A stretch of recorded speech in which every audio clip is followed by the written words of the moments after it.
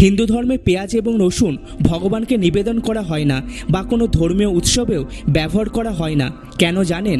সমুদ্র মন্থনের সময় ভগবান বিষ্ণু মোহিনী অবতার ধারণ করে দেবতাদের অমৃত বিতরণ করছিলেন। তখন রাহু এবং কেতু নামে দুই অসুর দেবতাদের লাইনে দাঁড়িয়ে পড়েছিল এবং ভুল করে ভগবান তাদেরকেও অমৃত দিয়ে ফেলেছিলেন। কিন্তু যখনই ভগবান এই বিষয় জানতে পারেন তখনই তিনি উভয় রাক্ষসের মস্তক কেটে ফেলেন। তখন অমৃত তাদের মুখে ছিল, গলা পর্যন্ত যায়নি। তাই তাদের দেহ ধ্বংস হয়ে গেলেও মস্তক অমর হয়ে যায়। তাদের মস্তক কেটে দেওয়ায় কিছু অমৃতের ফোঁটা পেটে না গিয়ে মাটিতে পড়ে। সেখান থেকেই রসুন এবং পেঁয়াজ গাছ জন্মায়।